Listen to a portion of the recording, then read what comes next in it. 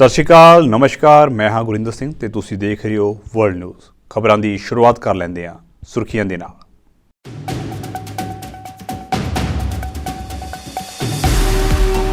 Gaza ਦੇ ਵਿੱਚ ਰਾਹਤ ਸਮੱਗਰੀ ਦਾ ਇੰਤਜ਼ਾਰ ਕਰ ਰਹੇ ਲੋਕਾਂ ਉੱਤੇ ਇਜ਼ਰਾਈਲੀ ਫੌਜ ਨੇ ਫਿਰ ਕੀਤੀ ਗੋਲੀਬਾਰੀ। 20 ਲੋਕਾਂ ਦੀ ਹੋਈ ਮੌਤ, 155 ਜ਼ਖਮੀ।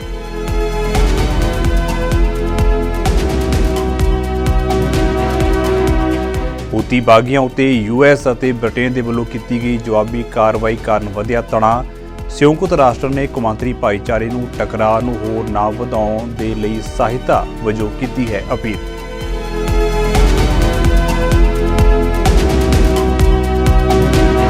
ਰੂਸ ਦੇ ਵਿੱਚ ਰਾਸ਼ਟਰਪਤੀ ਚੋਣਾਂ ਦੇ ਲਈ ਵੋਟਿੰਗ ਹੋਈ ਸ਼ੁਰੂ। 94,000 ਕੇਂਦਰਾਂ ਉੱਤੇ 3 ਦਿਨ ਚੱਲੇਗੀ ਵੋਟਿੰਗ। ਪੁਤਿਨ ਦੀ 5ਵੀਂ ਵਾਰ ਜਿੱਤ ਲਗਭਗ ਤੈਅ।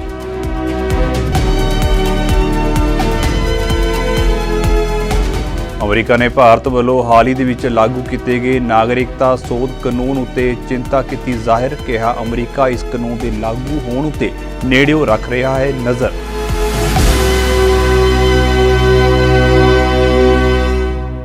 ਤੇ ਹੁਣ ਖਬਰਾਂ ਵਿਸਥਾਰ ਦੇ ਨਾਲ। ਗਾਜ਼ਾ ਦੇ ਵਿੱਚ ਬੀਤੀ ਦਿਨੀ ਗੋਲੀਬਾਰੀ ਵਿੱਚ 20 ਲੋਕਾਂ ਦੀ ਮੌਤ ਹੋਈ ਹੈ। ਇਸ ਹਮਲੇ ਦੇ ਵਿੱਚ 155 ਲੋਕ ਜ਼ਖਮੀ ਵੀ ਹੋਏ ਨੇ।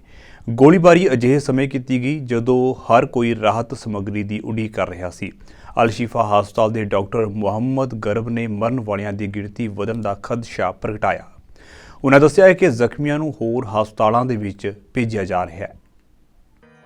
ਮੀਡੀਆ ਰਿਪੋਰਟਾਂ ਦੇ ਮੁਤਾਬਕ ਮੌਕੇ ਉੱਤੇ ਮੌਜੂਦ ਇੱਕ ਗਵਾਹ ਨੇ ਦੱਸਿਆ ਹੈ ਕਿ ਵੀਰਵਾਰ ਨੂੰ ਹੋਏ ਇਸ ਹਮਲੇ ਵਿੱਚ ਦਰਜਨਾਂ ਲੋਕਾਂ ਦੀ ਮੌਤ ਹੋਈ ਹੈ। ਉੱਥੇ ਮੌਜੂਦ ਕੁਝ ਲੋਕਾਂ ਨੇ ਕਿਹਾ ਹੈ ਕਿ ਹਮਲਾ ਕਿਸੇ ਤੋਪ ਜਾਂ ਟੈਂਕ ਨਾਲ ਕੀਤਾ ਗਿਆ ਸੀ।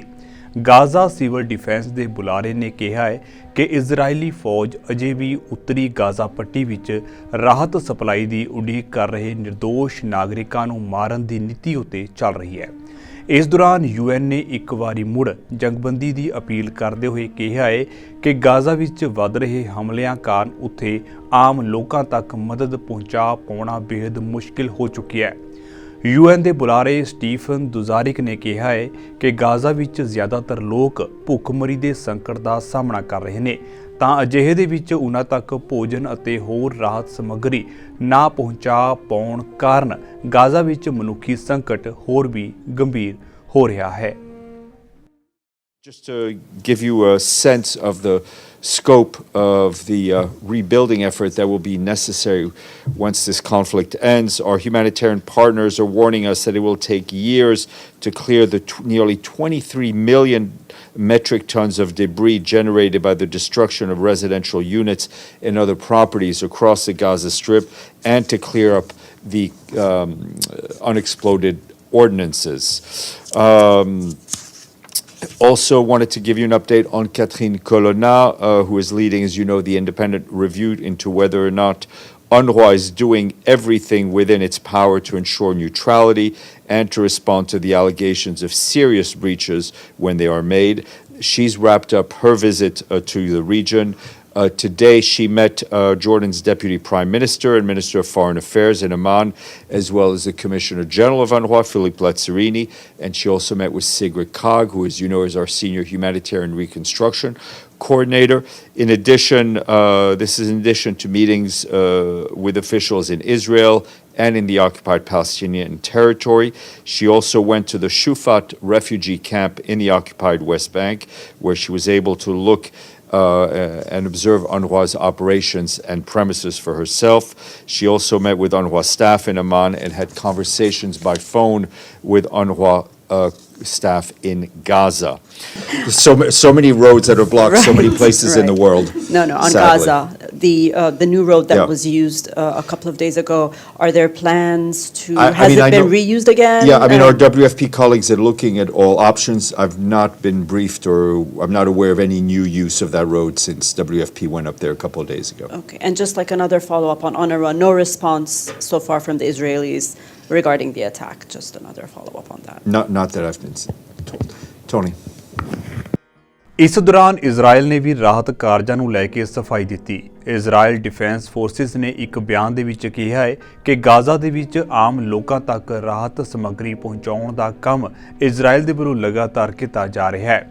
IDF ਦੇ ਬੁਲਾਰੇ ਅਵੀ ਹਾਈਮਨ ਨੇ ਕਿਹਾ ਹੈ ਕਿ ਗਾਜ਼ਾ ਦੇ ਵਿੱਚ ਹਵਾਈ ਅਤੇ ਜ਼ਮੀਨੀ ਰਸਤਿਆਂ ਰਾਹੀਂ ਸਪਲਾਈ ਲਗਾਤਾਰ ਪਹੁੰਚਾਈ ਜਾ ਰਹੀ ਹੈ ਤੇ ਹੁਣ ਸਮੁੰਦਰੀ ਰਸਤੇ ਰਾਹੀਂ ਵੀ ਮਦਦ ਗਾਜ਼ਾ ਤੱਕ ਪਹੁੰਚੇਗੀ। I want to give you an important update from COGAT, which coordinates and facilitates humanitarian aid entering Gaza. Since the start of this war, 16,850 aid trucks have crossed into Gaza. That's 312,560 tons of aid: food, water, medical supplies, and shelter equipment. In the last week, more than 1,000 aid packages were dropped by parachute.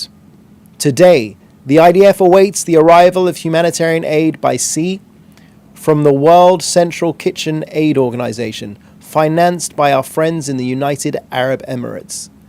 It set sail yesterday from Larnaca in Cyprus after a security check. We told you yesterday about 6 aid trucks entering the northern Gaza Strip through a gate. Again, the World Food Programme aid was coordinated with the IDF with security checks at Kerem Shalom. So what's the issue, you might ask? Well, it's pretty simple. Hamas steals the aid. Hamas has orchestrated the hunger. Hamas wants to maximize the suffering of ordinary Gazans. No one in Hamas is hungry. Why? Well, to stop the war, to get an immediate ceasefire, to protect their own skins. Today and every day, there is no limit to the amount of aid that can be delivered into Gaza by land, air, and now even by sea. Yemen ਦੇ ਲਈ ਸੰਯੁਕਤ ਰਾਸ਼ਟਰ ਦੇ ਵਿਸ਼ੇਸ਼ ਦੂਤ ਹੰਸ ਗ੍ਰਾਂਡਬਰਗ ਨੇ Gaza ਦੇ ਵਿੱਚ ਤੁਰੰਤ ਜੰਗਬੰਦੀ ਲਾਗੂ ਕਰਨ ਅਤੇ ਆਮ ਲੋਕਾਂ ਦੇ ਰਹਿਣ ਸਹਿਣ ਦੀਆਂ ਸਥਿਤੀਆਂ ਦੇ ਵਿੱਚ ਸੁਧਾਰ ਦੇ ਲਈ ਉਪਾਅ ਕਰਨ ਦੀ ਲੋੜ ਉੱਤੇ ਜ਼ੋਰ ਦਿੱਤਾ।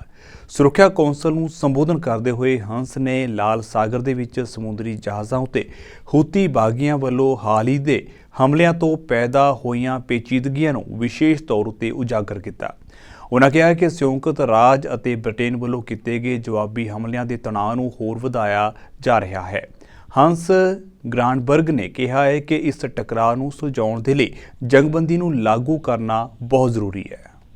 The reality is, and allow me to repeat myself, that what happens regionally impacts Yemen, and what happens in Yemen can impact the region.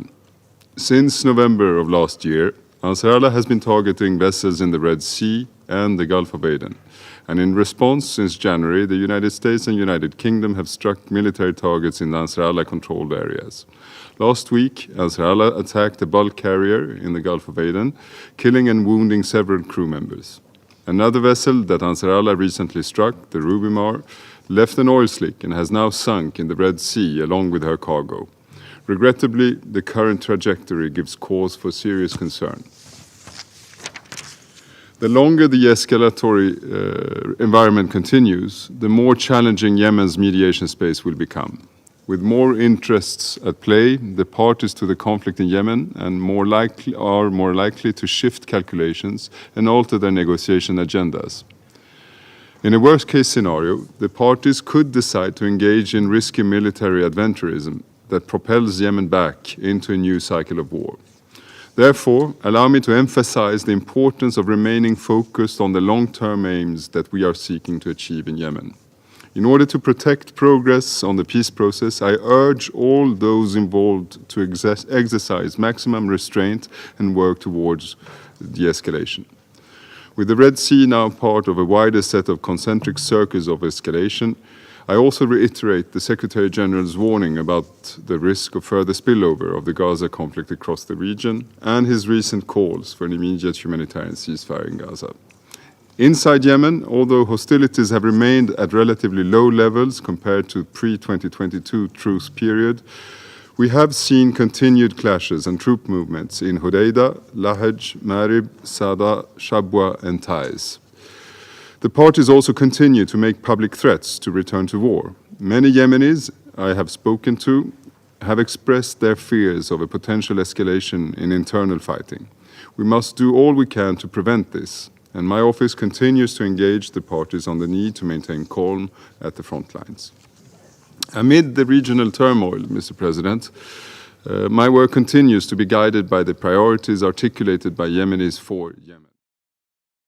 Pakistan ਦੇ ਗ੍ਰਹਿ ਮੰਤਰੀ ਅਤਾ ਤਰਾਰ ਨੇ ਇਮਰਾਨ ਖਾਨ ਦੀ ਪਾਰਟੀ ਉੱਤੇ ਗੰਭੀਰ ਦੋਸ਼ ਲਾਏ। ਉਨ੍ਹਾਂ ਕਿਹਾ ਕਿ ਜੇਲ੍ਹ ਦੇ ਵਿੱਚ ਬੰਦ ਸਾਬਕਾ ਪ੍ਰਧਾਨ ਮੰਤਰੀ ਇਮਰਾਨ ਖਾਨ ਦੀ ਪਾਰਟੀ ਨੇ ਯੂਰਪੀ ਸੰਘ ਨੂੰ ਪਾਕਿਸਤਾਨ ਦਾ ਜਨਰਲਾਈਜ਼ਡ ਸਿਸਟਮ ਪਲੱਸ ਦਰਜਾ ਰੱਦ ਕਰਨ ਲਈ ਕਿਹਾ ਹੈ। ਨਾਲ ਹੀ ਦੋਸ਼ ਲਗਾਉਂਦੇ ਹੋਏ ਪਾਕਿਸਤਾਨ ਗ੍ਰਹਿ ਮੰਤਰੀ ਨੇ ਕਿਹਾ ਹੈ ਕਿ ਦੇਸ਼ ਦੀ ਆਰਥਿਕਤਾ ਨੂੰ ਤਬਾਹ ਕਰਨ ਦੀ ਸਾਜ਼ਿਸ਼ ਰਚੀ ਜਾ ਰਹੀ ਹੈ।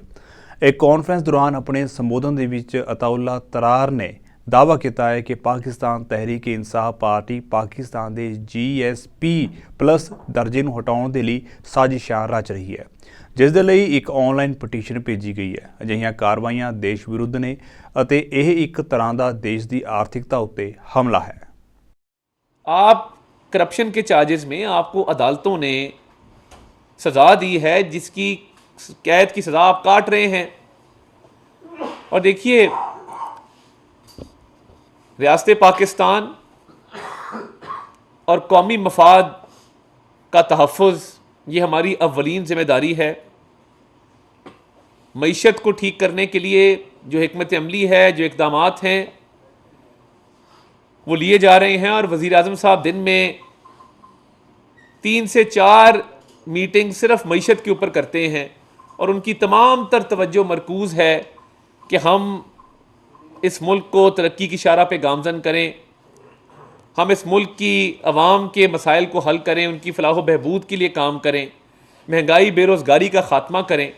और एक तरफ एक सियासी जमात है जिसको अपने आप से आगे कुछ नज़र नहीं आता, ना कौमी मफाद नज़र आता है, ना उनको पाकिस्तान की सालमियत की कोई परवाह है, ना उनको गर्ज़ है मईशत की बहाली के साथ। वज़ीर आज़म साहब ने तो मिसाक़ मफ़ाहमत की बात की थी, तो ये अब नया ढोंग रचाया जा रहा है कि यूरोपियन यूनियन को कहा जाए कि पाकिस्तान का GSP प्लस स्टेटस वापस ले लें। अब पाकिस्तान का GSP प्लस स्टेटस है तो हमारी एक्सपोर्ट्स में इजाफ़ा होगा, पाकिस्तान का GSP प्लस स्टेटस है तो ज़र मुबादला आएगा, पाकिस्तान का GSP प्लस स्टेटस है तो रुपया मुस्तहकम होगा, महंगाई में कमी आएगी, रोज़गार के मौक़े मिलेंगे।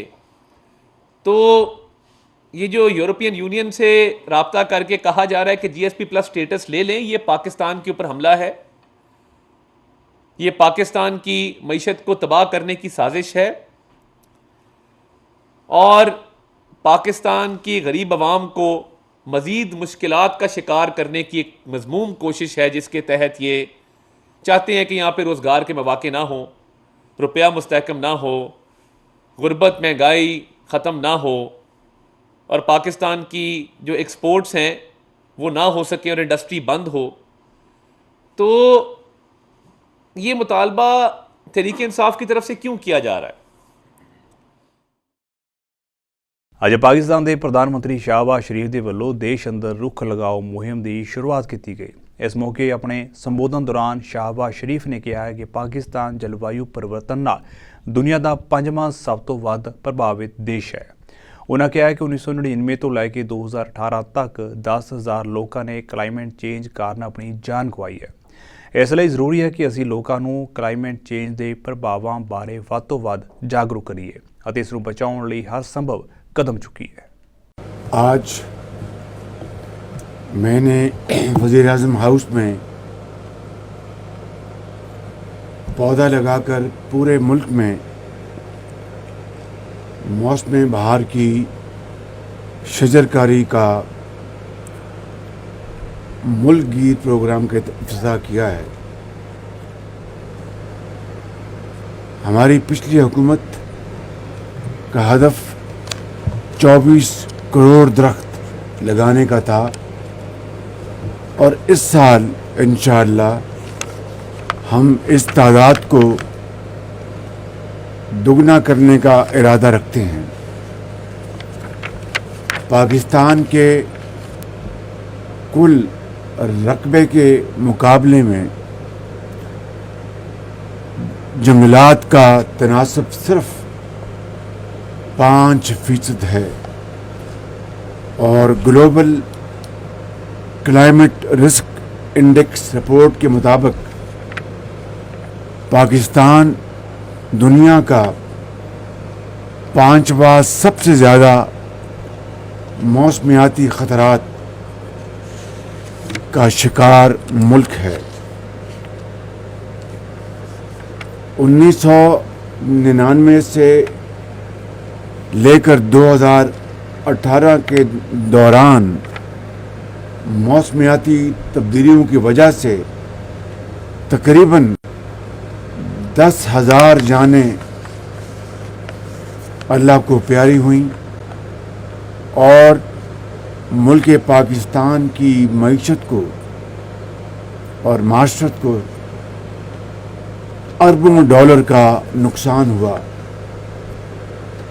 इसलिए ये इंतहाई ज़रूरी है कि तालीमी इदारों में भी इस ख़तरे की आगाही को यकीनी बनाया जाए और शजरकारी की इस मुहिम को पूरे पाकिस्तान में फैलाने के लिए हद्दुल मकदूर ਕੋਸ਼ਿਸ਼ਾਂ ਕੀ ਜਾਣੀ ਚਾਹੀਏ। ਯੂਕਰੇਨ ਦੇ ਨਾਲ ਜੰਗ ਦੇ ਵਿਚਕਾਰ ਰੂਸ ਦੇ ਵਿੱਚ ਅੱਜ ਤੋਂ ਆਮ ਚੋਣਾਂ ਲਈ VOTING ਸ਼ੁਰੂ ਹੋ ਚੁੱਕੀ ਹੈ। ਰੂਸ ਦੇ ਵਿੱਚ 15 ਤੋਂ 17 ਮਾਰਚ ਤੱਕ VOTING ਹੋਵੇਗੀ। ਵਲਾਦੀਮੀਰ ਪੁਤਿਨ ਇੱਕ ਵਾਰ ਫਿਰ ਰਾਸ਼ਟਰਪਤੀ ਅਹੁਦੇ ਦੇ ਉਮੀਦਵਾਰ ਵਜੋਂ ਖੜੇ ਨੇ। ਇਹ ਤਕਰੀਬਨ ਤੈਅ ਹੈ ਕਿ ਪੁਤਿਨ 5ਵੀਂ ਵਾਰ ਵੀ ਸੱਤਾ ਦੇ ਵਿੱਚ ਆਉਣਗੇ। ਰੂਸ ਦੇ ਵੱਲੋਂ ਕਬਜ਼ੇ ਵਿੱਚ ਲਏ ਗਏ ਡੌਨਬਾਸ ਅਤੇ ਨੋਵੋਰੋਸੀਆ ਦੇ ਵਿੱਚ ਪਹਿਲੀ ਵਾਰ ਚੋਣਾਂ ਹੋ ਰਹੀਆਂ ਨੇ। ਦੋਵਾਂ ਖੇਤਰਾਂ ਦੇ ਲੋਕ ਪਹਿਲੀ ਵਾਰ ਆਪਣੇ ਪ੍ਰਧਾਨ ਦੀ ਚੋਣ ਕਰਨਗੇ। ਤੁਹਾਨੂੰ ਦੱਸ ਦਈਏ ਕਿ ਡੌਨਬਾਸ ਅਤੇ ਨੋਵੋਰੋਸੀਆ ਯੂਕਰੇਨ ਦੇ ਸ਼ਹਿਰ ਹਨ ਜਿਨ੍ਹਾਂ ਉੱਤੇ ਹੁਣ ਰੂਸ ਦਾ ਕਬਜ਼ਾ ਹੈ। ਚੋਣ ਕਮਿਸ਼ਨ ਦੀ ਚੇਅਰਪਰਸਨ ਨੇ ਕਿਹਾ ਹੈ ਕਿ ਇਹ ਪਹਿਲੀ ਵਾਰ ਹੈ ਕਿ ਰੂਸ ਦੇ ਵਿੱਚ 3 ਦਿਨ ਤੱਕ VOTING ਹੋ ਰਹੀ ਹੈ ਅਤੇ ਲੋਕਾਂ ਨੇ ਇਸ ਪਹਿਲ ਨੂੰ ਪਸੰਦ ਕੀਤਾ ਹੈ ਕਿਉਂਕਿ ਉਹਨਾਂ ਨੂੰ ਰਾਸ਼ਟਰਪਤੀ ਚੋਣ ਦੇ ਵਿੱਚ ਵੋਟ ਪਾਉਣ ਲਈ ਜ਼ਿਆਦਾ ਸਮਾਂ ਮਿਲ ਰਿਹਾ ਹੈ। ਰੂਸ ਦੇ ਵਿੱਚ 94,000 ਤੋਂ ਵੱਧ ਪੋਲਿੰਗ ਸਟੇਸ਼ਨ ਸਵੇਰੇ 8 ਵਜੇ ਤੋਂ ਸ਼ਾਮ 8 ਵਜੇ ਤੱਕ ਖੁੱਲ੍ਹੇ ਰਹਿਣਗੇ। VOTING ਰਸਮੀ ਤੌਰ ਉੱਤੇ 17 ਮਾਰਚ ਨੂੰ ਰਾਤ 9 ਵਜੇ ਖਤਮ ਹੋਵੇਗੀ। ਆਨਲਾਈਨ VOTING ਮਾਸਕੋ ਸਮੇਤ 29 ਵੱਖ-ਵੱਖ ਖੇਤਰਾਂ ਦੇ ਵਿੱਚ ਉਪਲਬਧ ਹੈ। 4.7 ਮਿਲੀਅਨ ਤੋਂ ਵੱਧ ਲੋਕਾਂ ਨੇ ਆਨਲਾਈਨ ਵੋਟ ਪਾਉਣ ਦੇ ਲਈ ਅਪਲਾਈ ਕੀਤਾ ਹੈ। ਹਾਲਾਂਕਿ ਯੂਕਰੇਨ ਦੇ ਕੁਝ ਹਿੱਸਿਆਂ ਸਮੇਤ ਸ਼ੁਰੂਆਤੀ ਅਤੇ ਪੋਸਟਲ VOTING ਪਹਿਲਾਂ ਹੀ ਸ਼ੁਰੂ ਹੋ ਚੁੱਕੀ ਹੈ। ਜੇਕਰ ਕਿਸੇ ਉਮੀਦਵਾਰ ਨੂੰ ਅੱਧੇ ਤੋਂ ਵੱਧ ਵੋਟਾਂ ਨਹੀਂ ਮਿਲਦੀਆਂ ਤਾਂ 3 ਹਫ਼ਤਿਆਂ ਬਾਅਦ ਦੂਜੇ ਗੇੜ ਦੀ VOTING ਹੋਵੇਗੀ। ਜੇਕਰ ਪੁਤਿਨ ਦੁਬਾਰਾ ਰਾਸ਼ਟਰਪਤੀ ਚੋਣਾਂ ਜਿੱਤ ਜਾਂਦੇ ਨੇ ਤਾਂ ਉਹ ਲਗਭਗ 2030 ਤੱਕ ਸੱਤਾ ਉੱਤੇ ਬਣੇ ਰਹਿਣਗੇ। Bureau report. ਸਰੀ ਦੇ ਵਿੱਚ ਆਬਾਦੀ ਬਹੁਤ ਤੇਜ਼ੀ ਨਾਲ ਵਧ ਰਹੀ ਹੈ ਪਰ ਮੈਡੀਕਲ ਸੇਵਾਵਾਂ ਦੇ ਲਈ ਸ਼ਹਿਰ ਦੇ ਵਿੱਚ ਸਿਰਫ ਇੱਕ ਹੀ ਹਸਪੀਟਲ ਹੈ। ਇਸ ਦੌਰਾਨ ਸਰੀ ਦੇ ਲੋਕਾਂ ਦਾ ਕਹਿਣਾ ਹੈ ਕਿ ਹੈਲਥ ਕੇਅਰ ਸਰਵਿਸ ਨੂੰ ਬਿਹਤਰ ਬਣਾਉਣ ਦੇ ਲਈ ਠੋਸ ਅਤੇ ਤੁਰੰਤ ਕਦਮ ਚੁੱਕਣ ਦੀ ਲੋੜ ਹੈ। ਜਦਕਿ ਇੱਕ ਸਿਟੀ ਕਾਉਂਸਲਰ ਦੇ ਵੱਲੋਂ ਤਾਂ ਇਸ ਮਾਮਲੇ ਵਿੱਚ ਹੈਲਥ ਕੇਅਰ ਅਤੇ ਹਸਪੀਟਲ ਸਮਿਟ ਸੱਦਣ ਦੀ ਮੰਗ ਕੀਤੀ ਜਾ ਰਹੀ ਹੈ। ਦੂਜੇ ਪਾਸੇ ਸਰੀ ਮੈਮੋਰੀਅਲ ਹਸਪੀਟਲ ਦੇ ਡਾਕਟਰ ਮੈਡੀਕਲ ਸੇਵਾਵਾਂ ਦੀ ਘਾਟ ਨੂੰ ਮਰੀਜ਼ਾਂ ਦੀ ਜਾਨ ਦੇ ਲਈ ਖਤਰਾ ਦੱਸ ਰਹੇ ਨੇ। Moments, yes, we have lost patients, and it's not because our doctors are not able to treat them. It's because of facility ਜਿਹੜੀ ਆਪਾਂ ਨੂੰ ਚਾਹੀਦੀ ਹੈ ਹੁਣ ਇਹਨੇ nearly 750,000 7 ਲੱਖ ਦੇ ਹਿਸਾਬ ਜਿਹੜੀ ਆਪਣੀ ਪੋਪੂਲੇਸ਼ਨ ਹੈ ਸਰੀ ਦੇ ਹਿਸਾਬ ਨਾਲ ਜਿਵੇਂ ਆਪਾਂ ਨੂੰ ਚਾਹੀਦਾ ਉਹ ਹਲੇ ਨਹੀਂ ਹੈ। ਉਹਦੇ ਕਰਕੇ patients are suffering, having to transfer them under these critical conditions, ਹੈ ਨਾ। ਆਪਾਂ ਉਹਨਾਂ ਨੂੰ across the bridge, traffic 'ਚ, ambulance 'ਚ, you can well imagine how critical it is and under those circumstances to transfer a patient to Royal Columbian Hospital ਜਾਂ St. Paul's Hospital ਜਿੱਥੇ facilities ਹੈਗੀਆਂ ਉਹਨਾਂ ਨੂੰ ਆਪਾਂ treat ਕਰਨ ਲਈ। During that time every second counts, and in that time if we are doing other things, transferring the patient, we are losing important seconds. Vancouver 'ਚ ਆਪਣੇ different hospitals ਹੈਗੀਆਂ specialized ਜਿਵੇਂ children's and women's hospital ਹੈਗਾ। There is 2 big hospitals at a tertiary level that handle patients. St. Paul's Hospital ਹੈਗਾ, Vancouver General ਹੈਗਾ, Mount St. Joe's Hospital ਹੈਗਾ, rehab center ਹੈਗੇ ਹੈ। It's not about, we need to be equal to somebody in that sense, but we need equity of care. We have 6 times less beds than the city of Vancouver, yet in just 5 years, Surrey will be bigger population-wise than Vancouver. Quite frankly, I think we probably need a 3rd hospital here, the way the population is growing, and we're just not getting the kind of infrastructure we need. It's extremely troubling to know that we have 6,000 births taking place at Surrey Memorial Hospital, yet it's only a capacity for 4,000. We just seem to be putting a Band-Aid on the solution. We have the new Cloverdale Hospital coming, not till 2030, but it's a small hospital and it doesn't even have a maternity ward. We have a new facility under construction for people struggling with kidney disease to ensure they get the support they need. And of course, the cardiac cath labs underway to ensure if you have a heart attack in Surrey, you can get the care that you need right here. Yes, ਬੜੀ ਖੁਸ਼ੀ ਦੀ news ਹੈ ਕਿ ਆਪਾਂ ਹੁਣ ਨਵਾਂ tower ਕਰ ਰਹੇ ਹਾਂ, ਨਵਾਂ ਹਸਪੀਟਲ ਕਰ ਰਹੇ ਹਾਂ, ਬਟ ਕੱਲ ਨੂੰ ਆਪਾਂ ਕਿਵੇਂ ਪੇਸ਼ੈਂਟਸ ਆਪਣੇ ਮੈਨੇਜ ਕਰ ਰਹੇ ਹਾਂ ਹਾਲਵੇਜ਼ 'ਚ ਨੈਕਸਟ ਮੰਥ ਅਗਲੇ ਸਾਲ। BC ਬਜਟ ਨੂੰ ਸਰੀ ਦੇ ਮੇਅਰ ਬ੍ਰੈਂਡਾ ਲੌਕ ਸਮੇਤ ਵੱਖ-ਵੱਖ ਵਿਰੋਧੀ ਧਿਰਾਂ ਦੇ ਵੱਲੋਂ ਵੀ ਸਰੀ ਲਈ ਇੱਕ ਨਿਰਾਸ਼ਾਜਨਕ ਬਜਟ ਦੱਸਿਆ ਗਿਆ। ਵਿਰੋਧੀ ਧਿਰਾਂ ਦਾ ਕਹਿਣਾ ਹੈ ਕਿ ਸੂਬਾਈ ਸਰਕਾਰ ਨੇ ਸਰੀ ਦੇ ਸਕੂਲਾਂ ਨੂੰ ਨਜ਼ਰਅੰਦਾਜ਼ ਕੀਤਾ ਹੈ, ਜਿੱਥੇ ਸਮਰੱਥਾ ਤੋਂ ਜ਼ਿਆਦਾ ਸਟੂਡੈਂਟਸ ਹੋਣ ਕਾਰਨ ਪੋਰਟੇਬਲ ਕਲਾਸ ਰੂਮਸ ਅਤੇ ਐਕਸਟੈਂਡਡ ਸਕੈਜੂਅਲ ਦੀ ਨੌਬਤ ਆਈ ਹੋਈ ਹੈ। ਦੂਜੇ ਪਾਸੇ ਸੂਬਾਈ ਸਰਕਾਰ ਇਸ ਸਥਿਤੀ ਦੇ ਲਈ ਆਬਾਦੀ ਵਿੱਚ ਅਨੁਮਾਨ ਨਾਲੋਂ ਜ਼ਿਆਦਾ ਵਾਧੇ ਨੂੰ ਜ਼ਿੰਮੇਵਾਰ ਦੱਸ ਰਹੀ ਹੈ। We are going to make sure that all the kids that can be are going to be into our schools themselves. We will increase class size, but we are going to make sure that we maintain the number of teachers per student, the student per teacher ratio, so that the kids are receiving the educational services they need. But by moving them into the schools, into the classrooms, it will eliminate this portable experience. When I went to high school many years ago in Prince George, there was a new school that was being built, and I actually was on shift, and I experienced what that's like. And I got to tell you, it sucks. It's not a great environment for kids. It's not a great environment for learning. However, if you had to do it on a short-term basis because you've got a construction, that's sort of understandable. But to see that as becoming the new normal for the community, I think is just wrong. Every kid in our province needs to be able to go to school in a great school where they're able to learn, and not in a portable, and in a place where the schoolyard's not full of portables. In Surrey and in the Fraser Valley, we have created almost 10,000 student spaces. Now that would have been enough to resolve the portable issue had we had typical population growth in these regions, but we haven't. We have had 30-year highs in population growth in British Columbia. In the last 2 years, just for scale, we added 500,000 people to the province in the MSP program, which is one of the numbers we can track quite closely.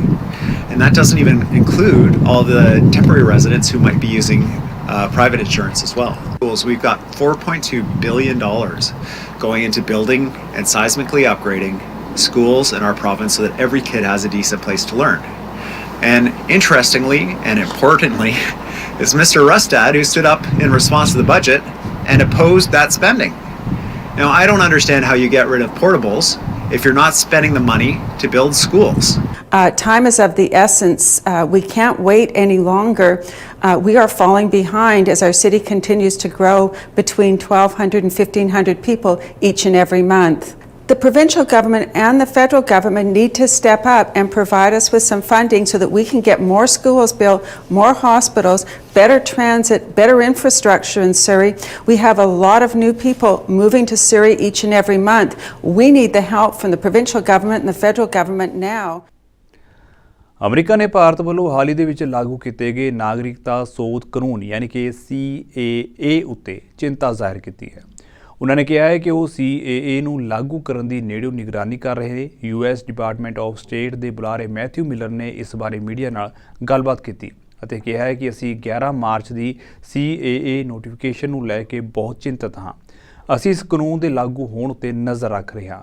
Miller ਨੇ ਕਿਹਾ ਹੈ ਕਿ ਧਾਰਮਿਕ ਆਜ਼ਾਦੀ ਦਾ ਸਨਮਾਨ ਕਰਨਾ ਅਤੇ ਸਾਰੇ ਭਾਈਚਾਰਿਆਂ ਨੂੰ ਬਰਾਬਰ ਅਧਿਕਾਰ ਪ੍ਰਦਾਨ ਕਰਨਾ ਲੋਕਤੰਤਰ ਦੇ ਮੂਲ ਸਿਧਾਂਤ ਹੁੰਦੇ ਨੇ।